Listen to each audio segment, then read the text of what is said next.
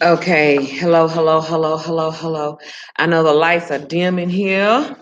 It looks a little dim on the screen here. Okay, but we not asleep. Okay, now, diagnostic coding, chapter 5. So we're gonna go through that. Someone, okay, I'm just gonna go through this.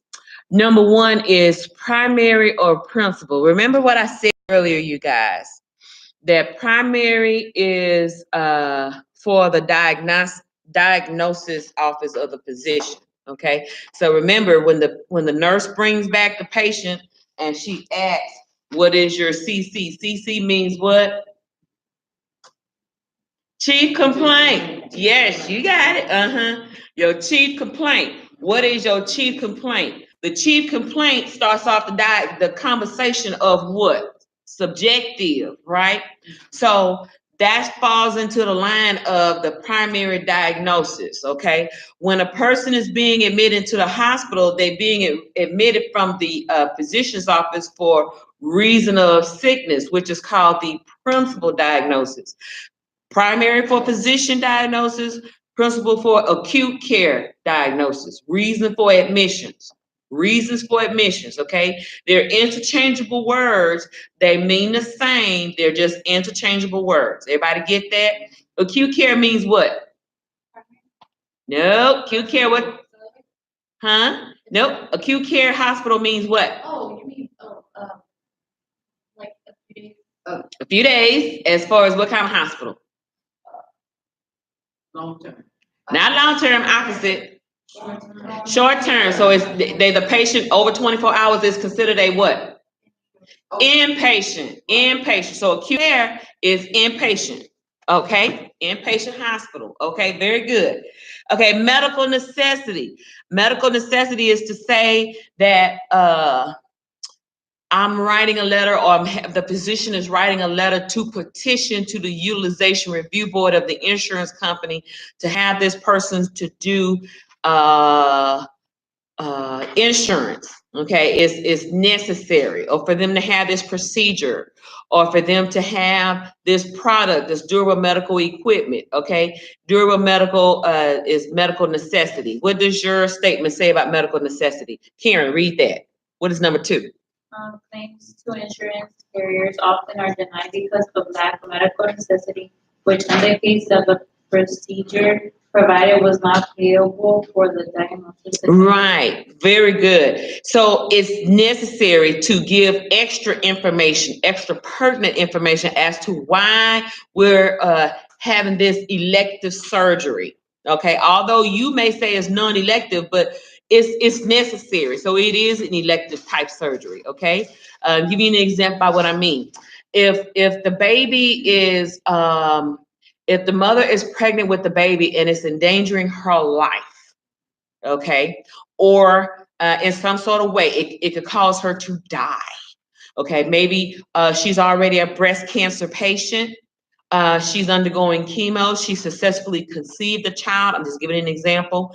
However, she is estrogen positive.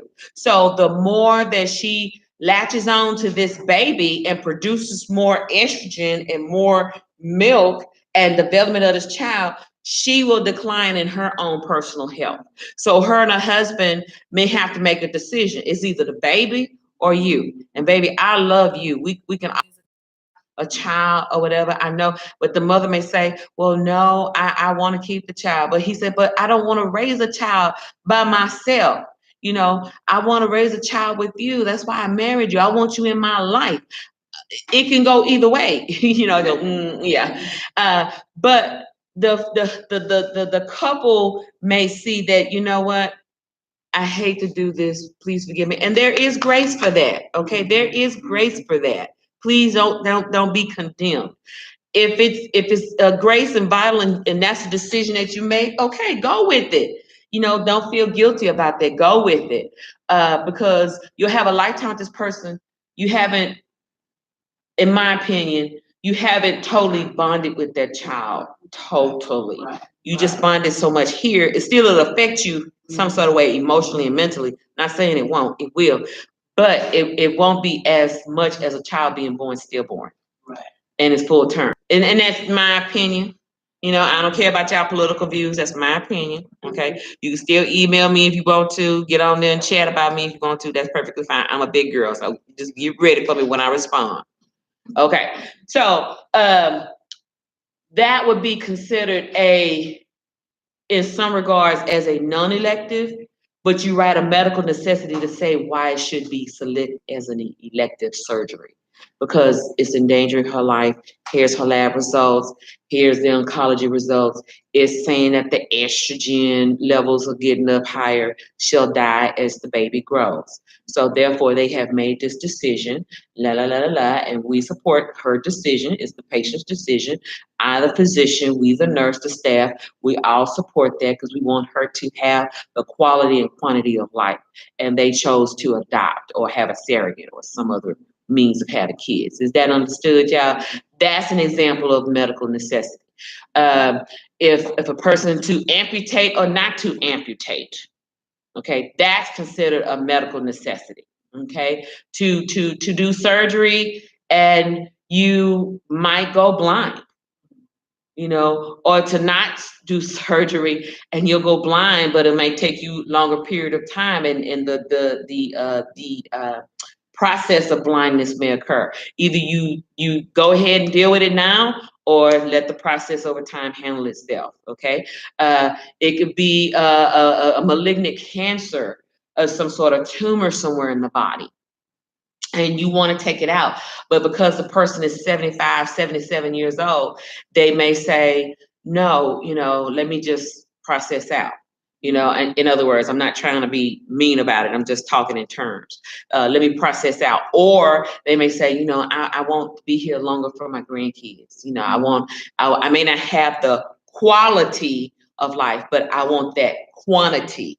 I want that quantity of living an extra 3 years. You know, I got to see my granddaughter or my grandson graduate. Does everybody understand that? Mm-hmm. So they may say, well, the anesthesia, and we got to use a certain P modifier because, you know, my God, you know, she got all these variables weighing against her, comorbidities, and, you know, she may be up under that knife a little long with the anesthesia. She may not come through. Well, the person say, well, if I die, let me die.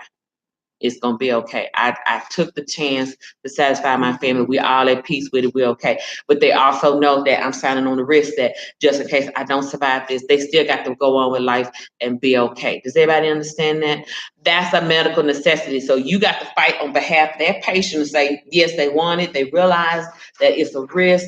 They realize that they're not going to have the quality of life to get up and move and go to the YMCA and do the jitterbug at they old folks dance group. You know, they may have to come in there and do the jitterbug on a walker, but they're going to live an extra 3 to 10 years.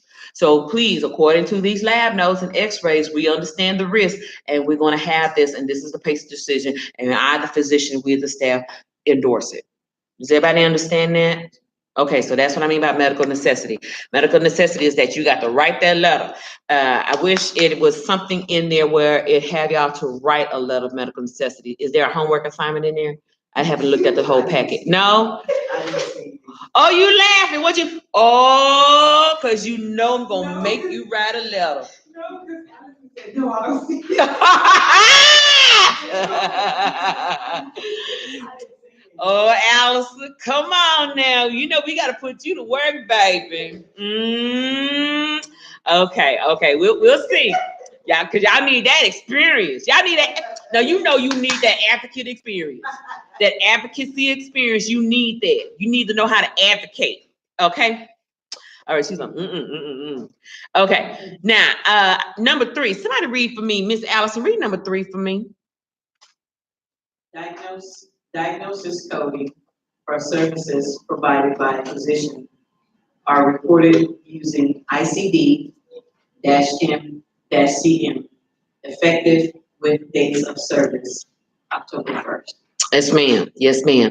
October 1st, 2015, that's when it all kicked in. They sent out the warning to all the physicians, all the hospitals, hey, come October 1st, we're going to switch over to ICD-10. Y'all need to wrap it up. Y'all need to get on board with ICD-10. Because once we start using that, you know, you we're going to be looking for y'all to use that ICD-10 codes. And the ICD-10 codes, I told y'all the difference, I think I did, where the ICD-10 codes begin with an alphabet and 2 letters. That's still considered 3 digits. It just begins with an alphabet and 2 numbers. I'm sorry, an alphabet and 2 numbers. Okay? Versus the ICD-9 is all numbers. So the first 3 digits is all numbers. Everybody got that? Okay. Number 4, International Classification of Diseases, 10th revision. We already kind of talked about that, so that piggybacks on number 3 answer. World Health Organizations are the writers for the ICD-10 and the ICD-9. Any ICD categorized disease book is written by the World Health Organization. They are the research organizations that gather up data, statistical data, to say this disease exists, this disease exists, this disease no longer exists. So therefore, we're revising the book as of November 1st next year to say that this disease is no longer existing or it's going to be revised. Okay, everybody get that? So that's why everything is based on statistics. We talked about that once before, like the different regions of the world. And then we have an epidemic in the different regions of the United States. And then if it's all over the world, then it's pandemic. Okay, so that's for that. Okay, greater. Somebody read number 6. What is that about? ICD-10 requires greater documentation in the medical record than the previous coding system ICD-9. Yes, it requires greater documentation than it did previous ICD-9. The reason why is because in ICD-9, some of it did, but not a lot. When they explain otitis media of the ear, otitis media of the ear unspecified, otitis of the media, otitis of the ear none otherwise classified or not elsewhere classified. It's kind of hard to distinguish between the two because all three are broad. So instead of them doing that, it's otitis media, which is ear infection, otitis media, unspecified. So they just know it's an earache. We're not really sure. We just see some gunk in there and okay. But we need to be clear. Is it otitis media in the right ear? There's a code for that. Otitis media of the what? Left ear? There's a code for that. Or otitis media in what? Both ears. And bi means what? 2, both. Okay? So bilaterally, that's what that means. So if you look at the word bilaterally, that means both ears. Everybody get that? So that's why it has to anatomically explain definition. Is it the right leg or the left leg? Is it the right foot, 4th digit? No, wait a minute. This is the big toe. 4th digit or the pinky toe, 5th digit?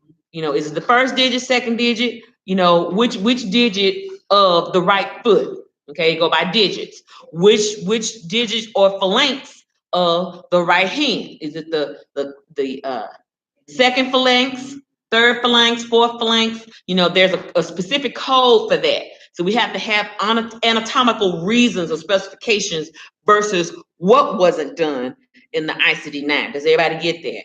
That's why it was so specific in this book.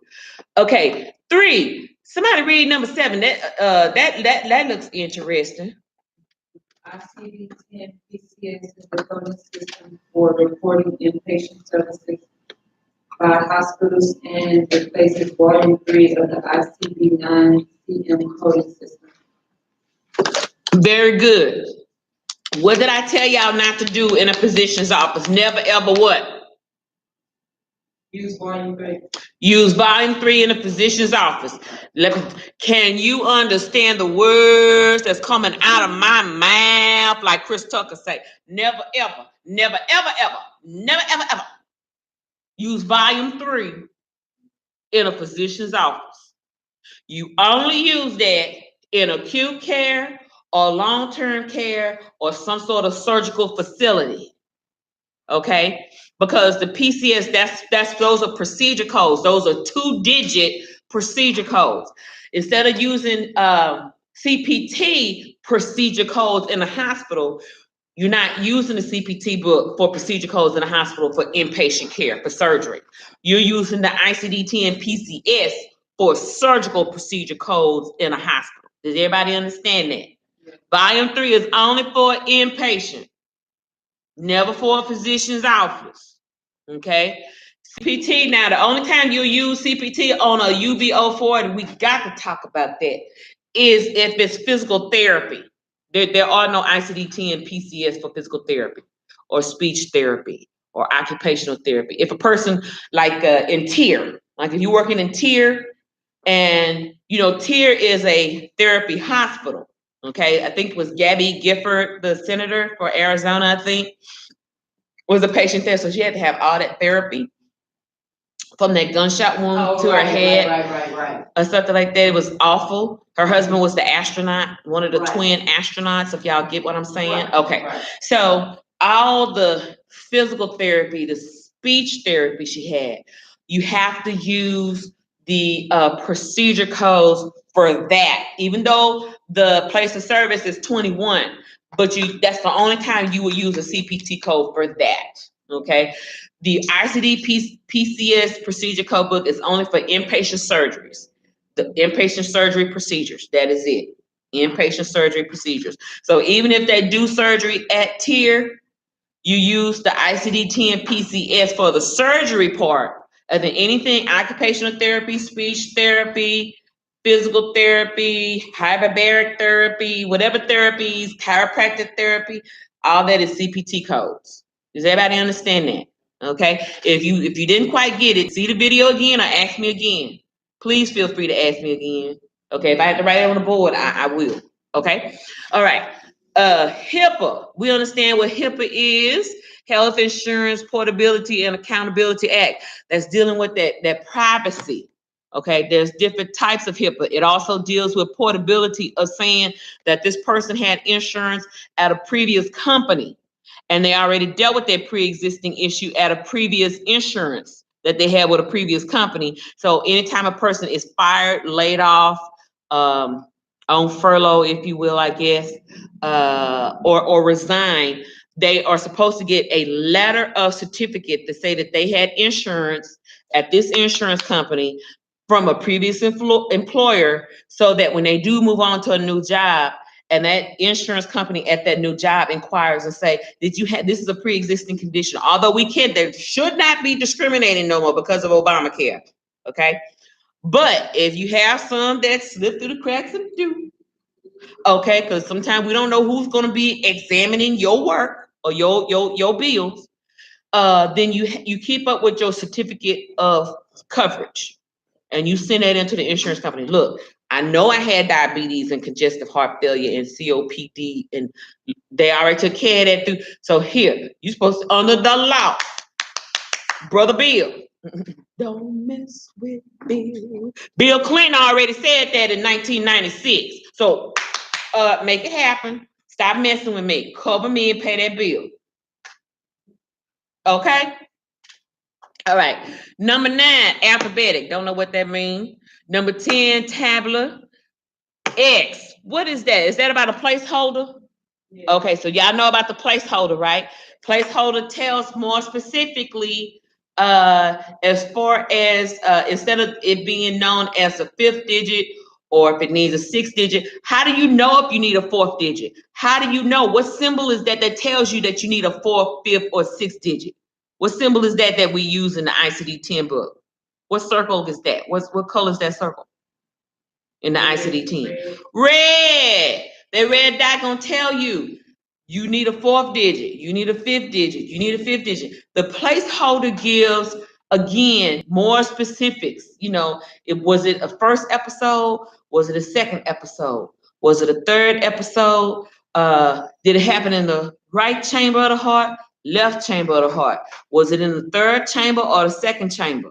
It kind of gives a specific place in the anatomy. Okay, did it happen on the 4th digit? Okay, did it happen on the tip of the toe or the bottom of the 5th digit or the 4th digit? Are y'all getting this? Not just the whole digit of the toe itself.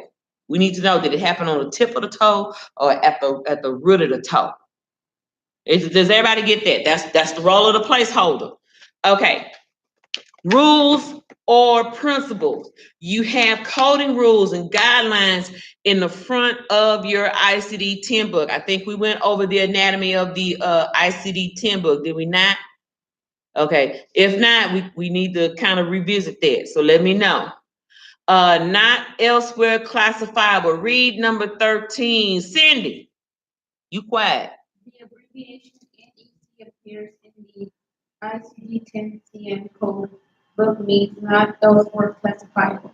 Not elsewhere classifiable. And okay, so not elsewhere classifiable. Okay, that's all what it said about that. I thought we went more specifics. Okay, number 14, brackets. Gabriel, read that for me, number 14. Okay, synonyms. Remember those synonyms we talked about, especially in this group here. Remember I said, if you find a main term and there are other terms beside it in brackets, well, I want to say parentheses, not parentheses. Is that parentheses? Okay. Parentheses. Thank you, sweetie. Thank you, girl. Yeah, there you go, girl. Okay. Yeah, because mathematically, brackets means something else. Parentheses means something else, mathematically in my head. Okay, but I'll stick to the grammar side of things. To me, it should say parentheses. That's what it should say to me. But I'm gonna stick with what they say. That's fine. I respect their liturgy. In the brackets or parentheses, if you have other terms inside of that that's all inclusive or mean the same thing as that. Everybody understands synonyms, homonyms, antonyms. Okay, see how that grammar school coming back to life? Y'all thought 1st through 12th grade was a joke. Y'all thought pre-K and kindergarten was cute. Okay. Default.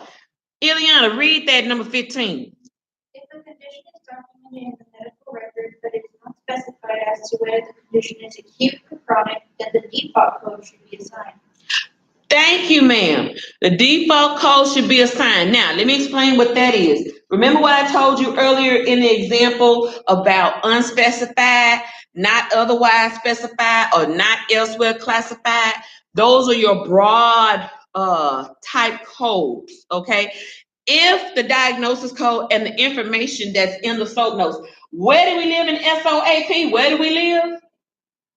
Where do we live? What alphabet do we live in? Assessment. A. We live in assessment. Whose conversation is going on in S? The Nurse and the patient. Whose conversation is going on in the O? Doctor and the patient. And what's going on with P? Plan. What's going on with planning? Like What you gonna do after? Give me an example. What's gonna do after about the patient?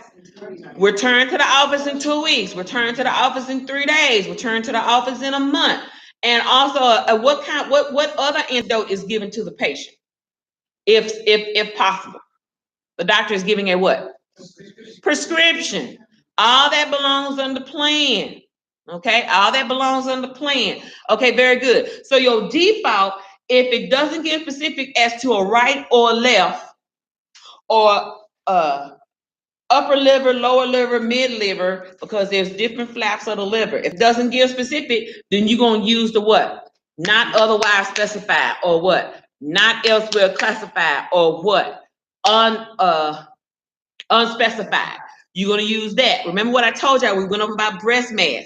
It didn't say if it was malignant. It didn't say if it was benign. We just went along with the fact that it was what? Unspecified. Do y'all get that? That's a perfect example. Okay? All right, so that's a default. You just use that. It covers everything. It covers everything like ketchup to French fries. It just covers everything. Okay, number 16, alphabetic index. You should know what that is. Use additional code. Rossi, read that for me. Number 17.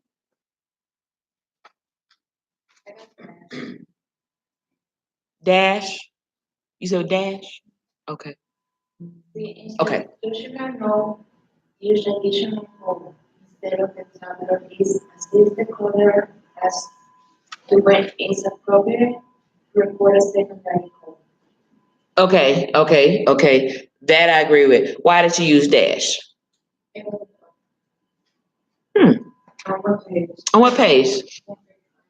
On 35? What did it say?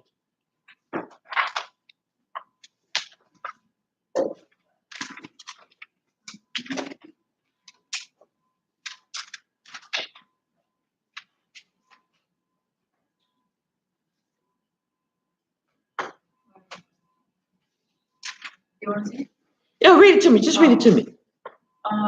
This is a dash at the end of an alphabetic index entry indicates that additional characters required and can be determined by referencing the tabular index. Oh, we have a dash in parentheses. Yeah. Okay, and how did you get used? Oh, okay. Wait, hold on, because I had this up here already. Okay. How many of y'all use that? Use that same terminology? You use that same? Okay. I give you credit for it. So that's fine. I don't know how, but okay. I give you credit for it. If the book says it, go for it. Great, no problem. But according to the book, the statement used as addition to support. Sometimes if you find a code, it may tell you to also use a code. I'll give you a perfect example. If a person is a dialysis patient, okay, and they may have on their kidney dialysis, to some extent, a diagnosis may be kidney dialysis, okay, and you go under dialysis. The condition is dialysis, so you go under dialysis, right? And you're going to find patient kidney dialysis, and then somewhere in there, it's going to tell you to use additional code for ESRD. Additional code for congestive heart failure, because those are some conditions underlying conditions that cause the person to be on kidney dialysis.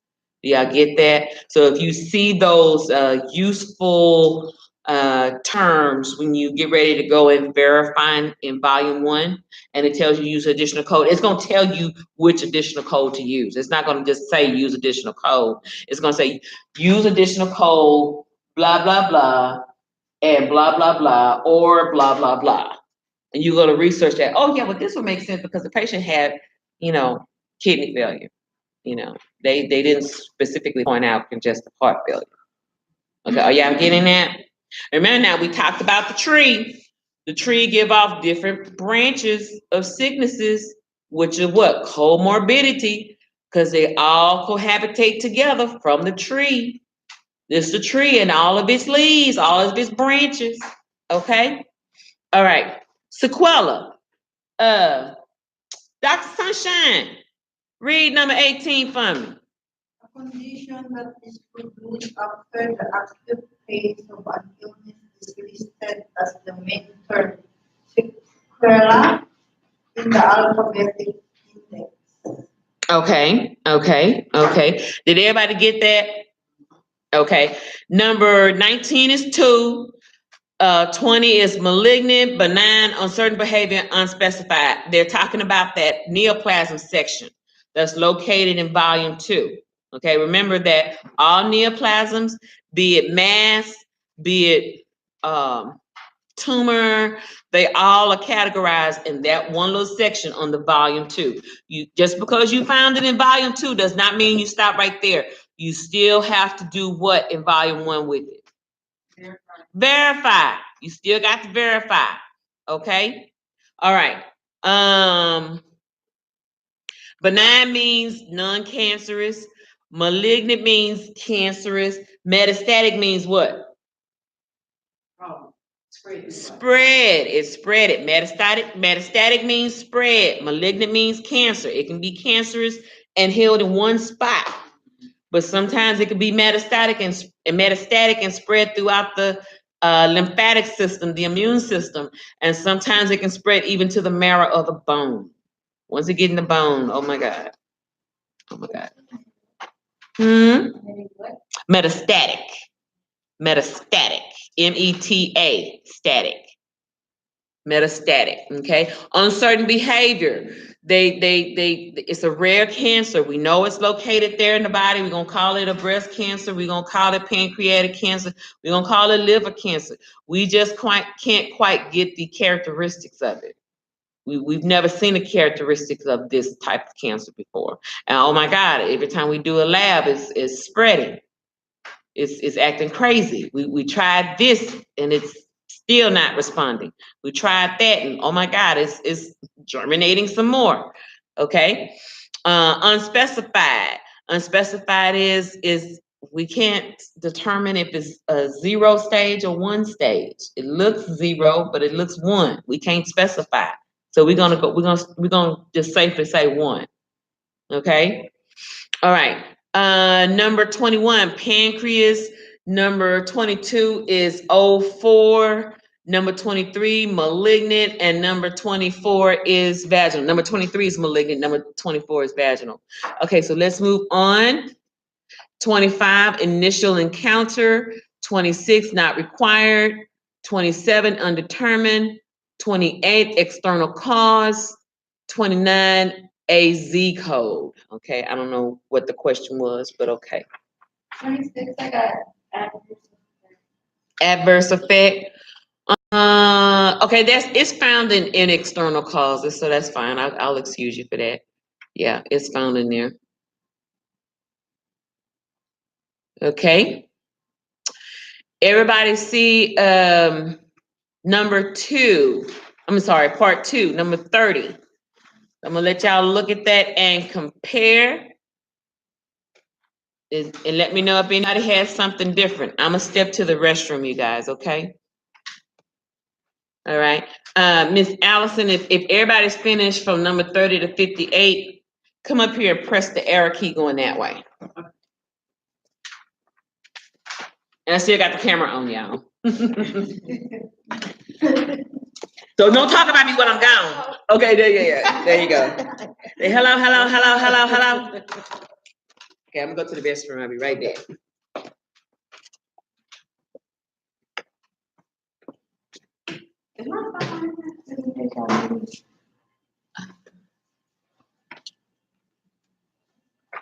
Oh yeah, I got it.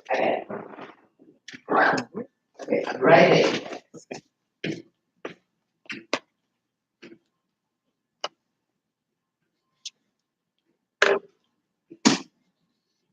Okay, 30. I'm gonna just call up the answers. I have to say like, hey. Hello, hello, hello, hello. 30 is D. She's reading it. I'm just reading the answers. Okay. Y'all want me to read the whole thing? No. Oh, okay. 31 is A.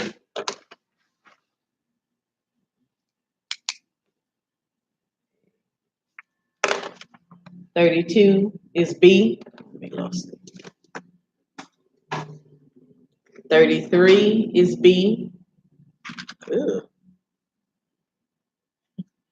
34 is D. 35 is D. 36 is D. 37 is C. 38 is B. 39 is D. 40 is A. 41 is C. 42 is B. 43 is C. 44 is C. 45 is C. 46 is C. 47 is A. 48 is C. And 49 is B.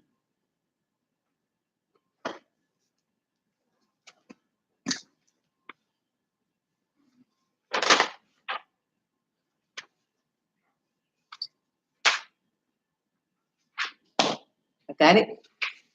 Got it?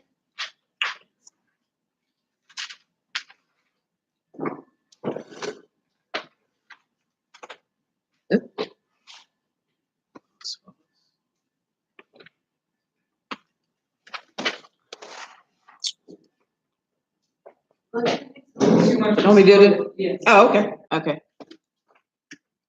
Okay, 50 is false. 51 is false. 52 is false. 53 is true. 54 is false. 55 is true. 56 is true. 57 is true, and 58 is true. Uh, 59 is true. 60 false, and 61 is true.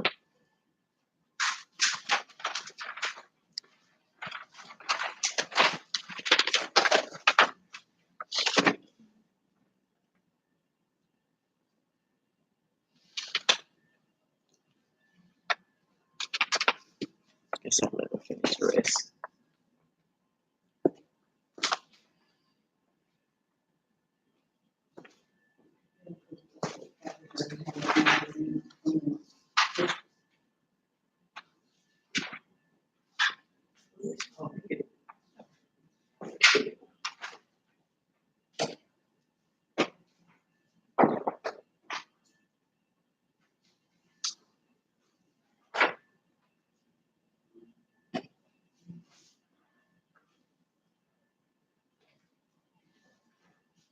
Now, each one of these is considered an exercise, right? Okay, just pick whichever one.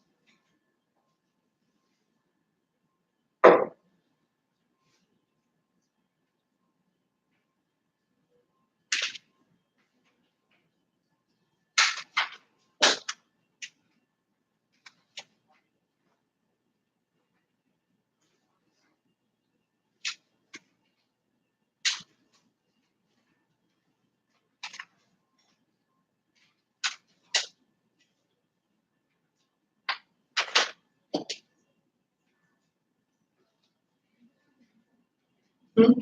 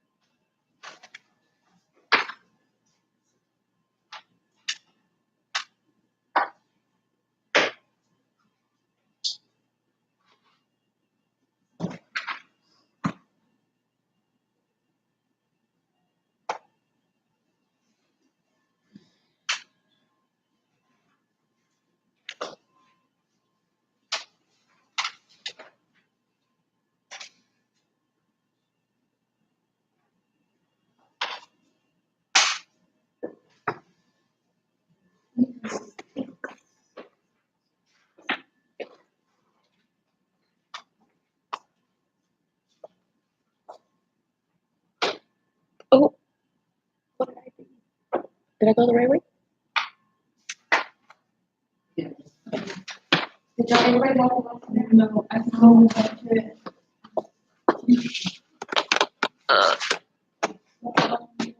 Oh, you know what, we can't see it because you see a little square right there.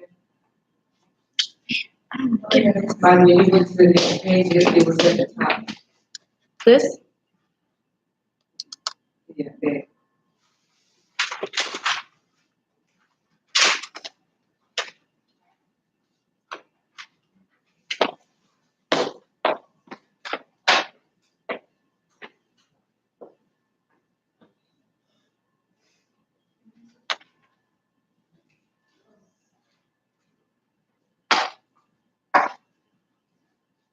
What is?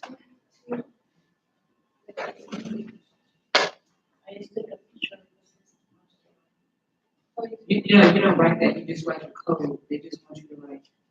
ICD, it's a different code. The code that The first one, I see. it would be K26. Like right here? Yeah, that would be the ICD code.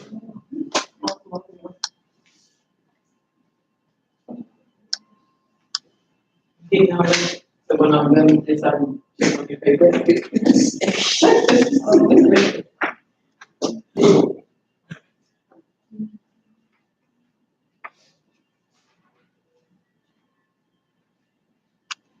We're good?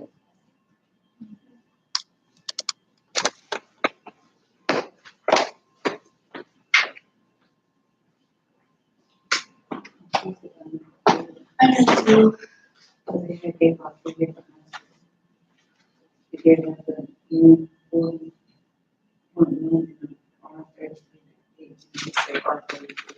I guess the contract will be used.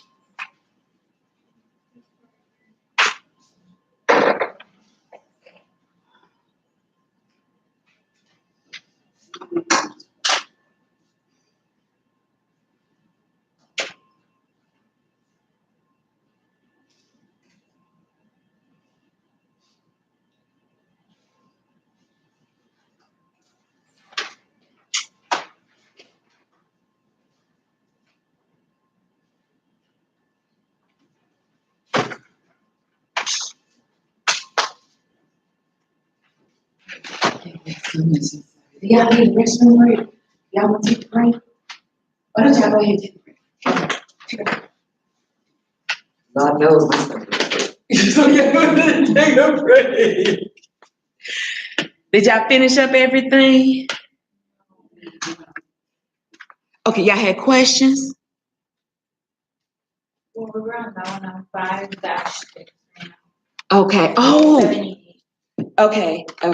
Oh, I did not know how to plead that. Okay, 5-6. Okay, very good, okay. Alrighty, I tell you what, take a restroom break and then we'll come back. Or go grab y'all lunch or snack or something.